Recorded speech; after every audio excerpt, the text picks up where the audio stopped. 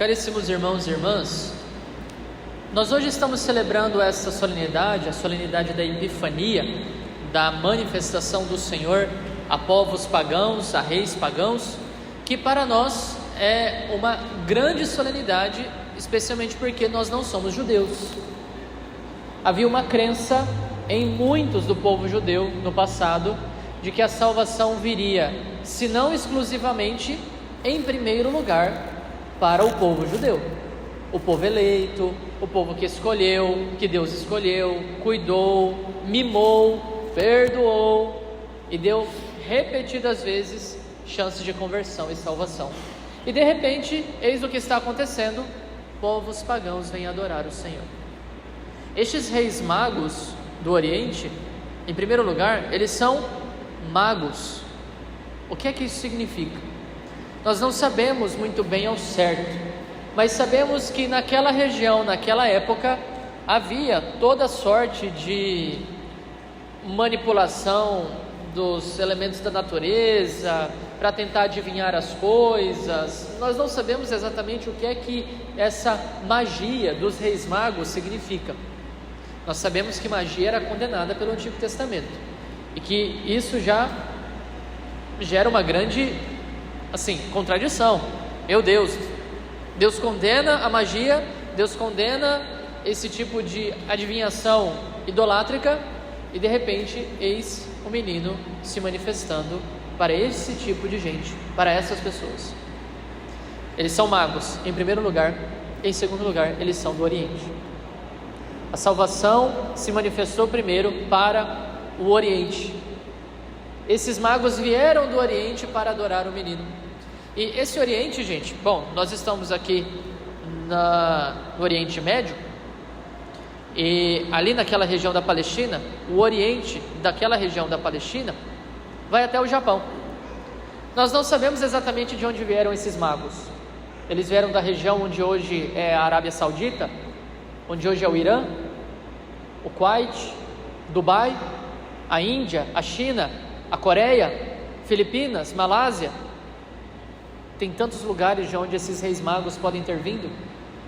Isso mostra para nós como a salvação, ela é abrangente, ela é para todo mundo. Deus não reservou a salvação que veio trazer para um punhadinho de gente. Agora, se um punhadinho de gente acolhe, aí Deus não pode fazer nada, porque Ele está permitindo que todas as nações contemplem o Senhor, acolham o Senhor, adorem o Senhor e sejam salvas. Essa é a primeira coisa que eu gostaria de deixar clara aqui nesta nossa reflexão. A salvação é para todos, e a Epifania, a solenidade que nós hoje estamos celebrando, mostra como Deus quer de fato alcançar a todos e chama esses reis magos do Oriente, que ninguém sabe exatamente de onde vieram, para adorar o menino. Enquanto que Herodes, o que é que Herodes está fazendo? Procurando um meio de matar o menino. Olha a diferença. E quem é Herodes nessa história? Gente, Herodes é rei de Israel, sucessor de Davi, de Salomão, do rei Saul e de todos os outros reis que passaram pelo antigo Israel. E ele, que era rei de um povo cheio de profecias, não era bobo nem nada, sabia muito bem que o seu reinado era transitório e que quando viesse o Messias, o rei verdadeiro, ele teria que ceder espaço para o Messias. Então imaginem só, os magos, reis magos, saíram do seu conforto de casa, dos seus palácios, e foram atrás do enviado, do eleito, do Messias. Seguiram a estrela e acreditaram. Herodes, ao contrário, não queria perder nada da sua vida. Herodes estava muito bem acomodado em tudo aquilo que tinha, em tudo aquilo que tinha recebido, não queria mexer um pauzinho para mudar nada sequer da sua vida, porque não queria diminuição do seu poder, não queria a diminuição da sua satisfação, da sua liberdade, do seu prazer. Herodes tinha tudo na mão, absolutamente tudo. E isso, o poder, essa liberdade desenfreada, sem limites, o prazer, foi causa de perdição para Herodes. Ele poderia ter utilizado todo o seu poder, toda a sua liberdade, todos os recursos que estavam em suas mãos para melhor servir o povo de Israel, para melhor preparar o caminho do Senhor, exercitando a sua fé e se lembrando de que o seu reinado era um reinado transitório. Ele estava ali para cumprir uma missão e não para ser rei no lugar de Deus. O problema, meus irmãos, é que quando nós nos entregamos a uma vida de pecado, nós não queremos nem ouvir falar de Deus, porque isso mexe com a gente. Isso vai fazer com que a gente tenha que repensar a nossa vida. Não sei se vocês já conseguiram perceber isso, mas de uns tempos para cá, o ateísmo parou de fazer sucesso. Não é mais assim, não está mais tão na moda se dizer ateu, embora tenha uma alta parcela de pessoas que são ateias, mas não está mais tanto na moda falar isso. Teve uma época, umas décadas atrás, ali década de 60, década de 70, no pós-guerra, especialmente da Europa, em que o pessoal se dizia ateu assim com muito orgulho e militância. Eu não quero me submeter a Deus, porque Deus não existe, e já que Ele não existe, eu sou livre para fazer da minha vida o que eu quiser. É lógico, né? Porque se Deus existe e Ele está me dizendo o que é que eu tenho que fazer, então eu tenho que me limitar àquilo que Deus está dizendo. Mas a gente não consegue viver sem Deus, a verdade é essa. E começou um movimento todo novo, religioso, mas não de retorno para a igreja, pelo menos não no Ocidente, não de retorno para as religiões tradicionais. O que é que está acontecendo? Um movimento religioso em busca de religiões e espiritualidades que são assim, bem, como é que eu poderia dizer? Bem moldáveis, bem diluídas, bem difusas. Estas religiões orientais, energias, cristais e mais um monte de coisa que tem surgido, e tem surgido como coisas assim seríssimas, que tem tido matérias em revistas, em jornais, em sites de renome. Por que essas coisas fazem sucesso? Eu acredito que é por causa do seguinte: o ateísmo não faz sentido. Nós não conseguimos suportar muito tempo o fato de que Deus não existe, porque se Deus não existe, essa vida é uma grande piada de mau gosto. O que é que nós estamos fazendo aqui? Eu estou aqui para ser feliz. Quem que dá conta de ser feliz nessa vida? Quem que consegue dizer, nossa, sou muito feliz? Se Deus não existe, meus irmãos, então que vença o melhor. Não, padre, mas é importante fazer o bem ao próximo. Quem foi que disse, se Deus não existe? Por que fazer o bem ao próximo? Por que fazer caridade? Por que ajudar as pessoas? Porque se nós formos seguir o reino animal, no reino animal vença o mais forte, e o mais fraco que morra mesmo, porque melhora a espécie, ajuda a melhorar a espécie com o tempo. Essa é um pouco a ideia filosófica básica do movimento nazista, inclusive. Vamos deixar os arianos sobreviverem, e aquela raça menos evoluída deixa para lá. Vamos evoluir a espécie. Se Deus não existe, a gente manipula a natureza do jeito que a gente quiser, a gente vive a nossa vida do jeito que a gente quer, a gente faz das nossas leis o que a gente quiser. Se Deus não existe, então mudou uma lei, e essa lei vai contra Deus, mas Deus não existe, então não tem problema, o que importa agora é a lei. No passado a lei dizia que o aborto era proibido, agora a lei está dizendo que o aborto é permitido. Então vamos obedecer, porque o que importa é a lei. Mas a gente não aguenta muito tempo com isso daí não. É insuportável viver sem Deus, porque o desespero que vai surgindo, a angústia de se saber algo abandonado nessa vida e não ver nenhuma perspectiva futura, é algo bastante doloroso. Algumas pessoas conseguem se distrair dessa dor fazendo outras coisas, fazendo canal no YouTube, se gastando no trabalho, procurando ter família. Eu não estou dizendo que são pessoas ruins que fazem coisas ruins, não é isso. Mas o ateísmo é difícil de se sustentar. É mais difícil ser ateu do que ser cristão. Então o ateísmo não vale a pena, não compensa. Só que eu não quero me submeter a uma religião. Eu quero um Deus que eu possa moldar do meu jeito, um Deus que se adapte a mim. Aí as religiões orientais fazem sucesso, porque as religiões orientais, elas não estão dizendo para nós o que é que nós devemos ou não devemos fazer. Não tem muito disso. Não tem um código moral muito claro, não tem 10 mandamentos.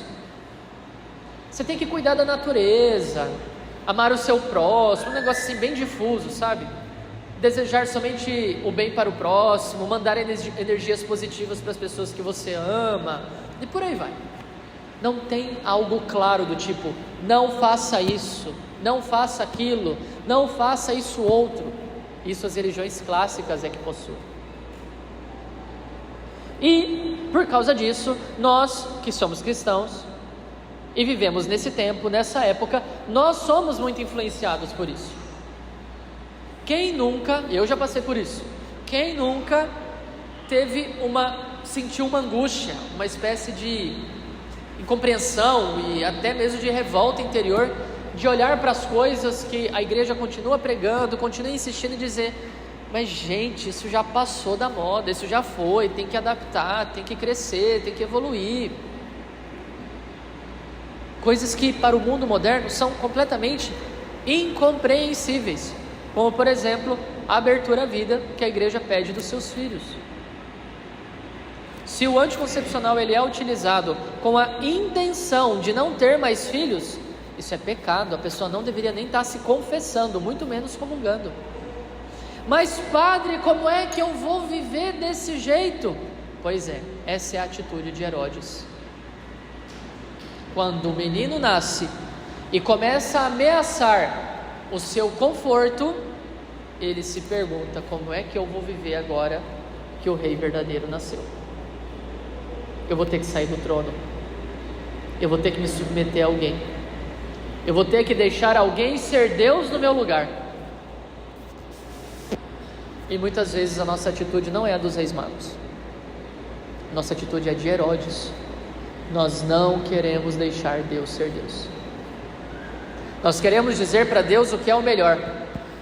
Nós brigamos com Deus e dizemos, o Senhor não sabe o que está fazendo, por que o Senhor não me deu aquela graça? Por que o Senhor não agiu daquela maneira? Por que o Senhor deixou que essas coisas acontecessem? Eu sei o que é melhor, Deus, por que o Senhor não me ouviu? Essa é a atitude de Herodes, de quem não aceita Deus. E é uma atitude perversa. Nós, na maioria das vezes, somos só fracos, não somos perversos. Herodes não, ele foi perverso.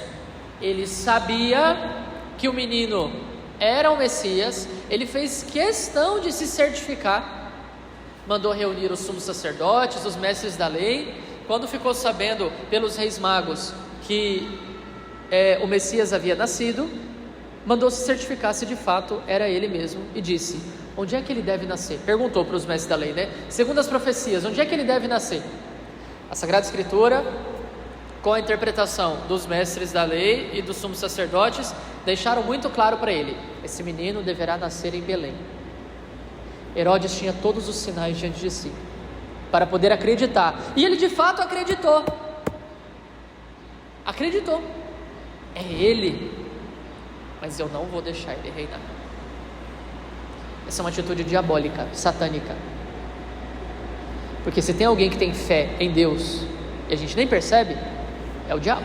Você pode não ter fé, mas o diabo sabe quem é Deus. Ele se revoltou profundamente contra Deus. O diabo vê os filhos de Deus, o diabo sabe o que é um sacerdote, o diabo sabe o que é um casamento, o diabo sabe o que é uma pessoa que está se esforçando pela oração, o diabo sabe o que é alguém que está querendo deixar o mundo e começar a viver uma vida para Deus. Por isso acontece aquela arruaça, aquela tormenta. Tem gente que fala, né? Padre, parece que só porque eu me decidi por Deus, comecei a viver uma vida de conversão, parece que tudo começou a dar errado. Claro, meu irmão, você esperava o quê? Você estava na boca de Satanás, agora você está saindo, ele vai te perder fácil? Não vai. Ele vai fazer de tudo, o que é bem pouco na verdade, né? O que ele pode. Deus só deixa ele ladrar, morder nada, só para mostrar para a gente o quanto nós estamos sendo protegidos por Deus, nosso Senhor. Mas nós podemos cair na tentação de sermos como Herodes, saber o que é verdade, saber que é aquilo mesmo que nós devemos fazer, aquele mesmo caminho que nós devemos seguir, e dizer com todas as forças do nosso coração, não. não servirei, não farei o que Deus está me pedindo, não deixarei Deus ser Deus na minha vida. E Herodes foi ao ponto da loucura de mandar matar todos os meninos nascidos naquele ano, para impedir que Jesus crescesse e tomasse o seu trono. Isso é profundamente diabólico. Agora, os reis magos, que não eram desse povo, que não tinham as profecias, que não sabiam exatamente para onde mirar, seguiram uma estrela, chegaram em Jerusalém, de Jerusalém partiram para Belém, que fica numa região periférica do reino da Judéia, e quando chegaram lá, o que é que eles viram? Numa gruta com animais, uma mulher pobre, com um senhor pobre, e um menininho pobre, enrolado numas faixas de pano, dentro da gruta. Que garantia esses homens tinham de que aquele era o Filho de Deus? Humanamente falando, nenhum. Mas eles acreditaram.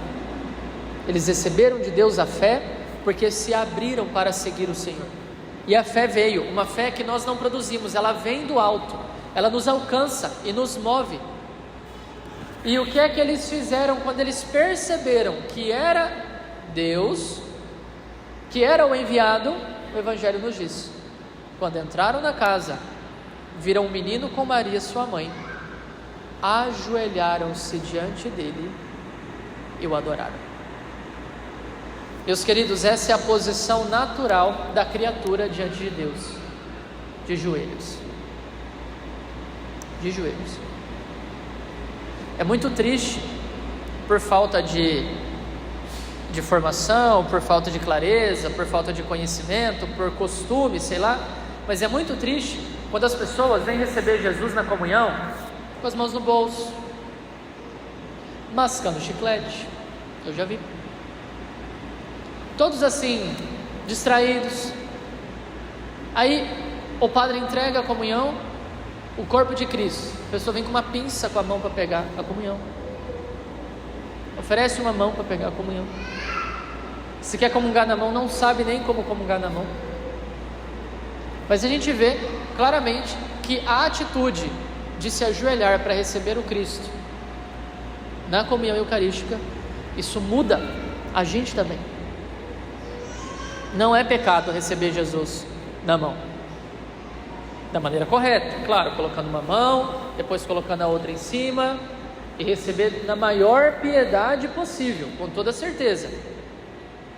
Mas a verdade é que a atitude de joelhos, isso vai moldando a gente por dentro, isso vai mostrando para a gente quem nós somos e quem é Deus. Padre, mas o Senhor ressuscitou e está de pé. Ele está de pé, nós ainda não ressuscitamos, nós ainda estamos lutando, e nós não podemos achar que já está tudo resolvido, porque não está. Ai daquele que se coloca numa posição de segurança, vai cair. Nós precisamos diante de Deus estar de joelhos. E é interessante que a iconografia cristã no passado, quando pintava, vários pintores, quando pintavam o diabo, os demônios nas pinturas, muitos deles faziam a perna do diabo reta, sem joelho, porque o diabo não é capaz de se prostrar, o diabo não adora, e por isso ele não tem joelho nas pinturas, Anjo não tem joelho, gente? Vocês entenderam, É uma forma de comunicar algo aqui, a soberba e a presunção de Satanás. E outra coisa interessante é que lá em Fátima, no dia 13 de maio de 1917, quando as crianças receberam a graça de Nossa Senhora, assim que ela abriu as mãos e infundiu uma graça no coração delas, imediatamente elas se colocaram no chão de joelhos, imediatamente, para adorar a Deus. Isso aconteceu também quando, no milagre do sol, lá no dia 13 de outubro, o sol dançou, as roupas das pessoas se secaram, e o povo deslumbrado, o que é que fez? De joelhos, para adorar a Deus. Essa é a atitude mais natural. Ai padre, mas eu tenho problema no joelho, será que eu nunca mais vou adorar a Deus? Não é isso. Não é o corpo em si que determina a nossa adoração. O corpo ajuda, com toda certeza, ajuda muito, Se a gente vem na igreja, senta na igreja de qualquer jeito, com o braço aberto, perna cruzada, espaçoso, descansado, bom, isso a gente faz em casa para assistir o Domingão do Hulk, né? Na igreja, a nossa posição é outra, a nossa atitude é outra. Você não veria um policial, você não registraria um boletim de ocorrência desse jeito, você não veria um juiz desse jeito, você não veria um médico desse jeito. Na igreja é relaxado, aberto, de qualquer jeito, desligado, não precisa atenção no nada. Não, o nosso corpo ajuda a gente a adorar. Nosso corpo ajuda a gente a colocar o nosso coração no lugar correto. E de joelhos é a posição mais natural da criatura que quer adorar o seu Deus, como os reis magos fizeram. Herodes se ajoelhou? Em nenhum momento. Ficou de pé o tempo todo, desesperado para acabar com o menino. Agitado, angustiado, porque Deus está chamando ele a uma vida de conversão, e ele diz: não quero, não cedo. E se destrói, e destrói um monte de gente, acaba matando um monte de guri. Os reis magos se submetem, dóceis, e dizem: nós estamos aqui para adorar. E entregam 3 presentes. A fé de Herodes leva ele para o inferno. Ele crê que é o Filho de Deus e diz não. Isso é perverso. A fé dos reis magos o salva, e a manifestação concreta da sua fé são os presentes. Eles dão 3: ouro, incenso e mirra. O ouro simbolizando aquilo que de mais valioso nós podemos dar a Deus, que é a caridade, o nosso amor a Deus. Mas ao mesmo tempo, a igreja, na sua tradição, sempre entendeu que os templos onde nós cultuamos a Deus, eles devem ser o mais digno e o mais belos possíveis, para justamente elevar a Deus a nossa oração, e o templo ajudar o nosso coração a se elevar para Deus. Por que as pessoas adoram ir para a Europa visitar a igreja, gente? Porque aquelas igrejas foram construídas nesta cultura. Lá em Fátima, eu não sei se vocês sabem, mas tem 2 grandes igrejas em Fátima. Tem um santuário mais antigo, bonito, belíssimo, construção mais antiga, uma construção assim com cara de igreja. E bem na frente desse santuário tem um caixotão, que é o novo santuário de Fátima, bem maior, cabe muito mais gente, dedicada à Santíssima Trindade. Esse santuário, esse novo, nem aparece nas fotos, não é marcante, não tem nada que difira aquele santuário de um prédio público do governo ali no centro político administrativo, não tem nada, é um prédio igual. Mas a igreja não, ela tem uma diferença, ela tem um distintivo. E no passado, muita gente deixava muitos dos seus bens e trabalhava muito para ajudar a construir as igrejas. As grandes catedrais da Europa, muita gente nem viu aquelas igrejas terminadas. Tem catedral que durou 100 anos para ser construída. Padre, mas eu nem vou rezar na igreja, e agora como é que eu vou ajudar? O melhor é para Deus. Só estou dando um exemplo, tá? Estou jogando isso aqui para vocês ajudarem mais a igreja, não é isso não. Só estou dando um exemplo do que aconteceu no passado e de como é que os fiéis sempre trataram os templos, o melhor para Deus, inclusive o ouro. Vai lá para Minas Gerais para vocês verem as igrejas barrocas antigas, todas cheias de ouro. Todas cheias de ouro. Depois, incenso. Se o ouro é sinal da caridade, o incenso é sinal da oração. Oração. Quando nós incensamos na liturgia, o que é que nós estamos fazendo? O padre com o incenso está renovando a intenção de oferecer um sacrifício novo naquele altar, de ouvir a palavra, incensando o Senhor na sua palavra, incensando o Senhor no seu altar. O acólito incensa o Senhor no padre, e depois incensa o Senhor Jesus no povo. O povo também é incensado. E a fumaça que sobe é símbolo da nossa oração que vai subindo para Deus. Hoje em dia é possível comprar incenso em lojinha para colocar dentro de casa, para espantar mal olhada e mosca, né? Mas no passado, incenso era utilizado só no culto, no passado cristão, obviamente, né? E inclusive quando os altares são consagrados, os altares novos são consagrados, o bispo coloca uma caldeira sobre o altar, todo desnudado, sem toalha, sem nada, com carvão em brasa, e deita muito incenso e aquela chama vai subindo. É a consagração de um novo altar, onde será ofertado o sacrifício para Deus. Tudo bem que às vezes o padre ou o acólito exagera no incenso, né? E vira aquele fumaceiro dentro da igreja, o povo fica tentando rezar, mas assim, discretamente abanando o incenso, tossindo que ninguém aguenta, mas faz parte, né? A gente vai tentando encontrar um equilíbrio aí ao longo do tempo. E por fim, mirra. Mirra era utilizada para o sacrifício. Os reis magos já estão indicando o caminho do Senhor. No momento do seu nascimento, ele vai ser sacrificado. E isso significa para nós também sacrifício, mortificação. Gente, quem não se sacrifica não ama. Quem não se sacrifica não se entrega e não ama. Por isso esses presentes também nós devemos dar: ouro, incenso e mirra, o melhor daquilo que nós possuímos, a nossa oração e o nosso sacrifício para fazer a vontade de Deus. É assim que nós manifestamos a nossa fé. Do contrário, a gente pode acabar se tornando como Herodes. Aqui diante de nós há dois caminhos: o dos reis magos ou o de Herodes. E para seguir o caminho dos reis magos, nós vamos dar do nosso melhor a Deus pela caridade, vamos dar a nossa oração a Deus e vamos dar a nossa penitência, a nossa mortificação, o nosso sacrifício a Deus. E nos oferecermos também com Ele.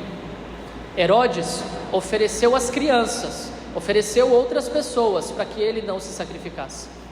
Jesus se sacrificou, como os reis magos. E aqui está o exemplo que nós devemos seguir nesse dia da Epifania, em que Deus se manifesta a todos os povos que não são judeus, portanto, a nós. Louvemos a Deus, porque Ele quis salvar a todos, que queiramos nós também ser salvos por Ele. Louvado seja nosso Senhor Jesus Cristo.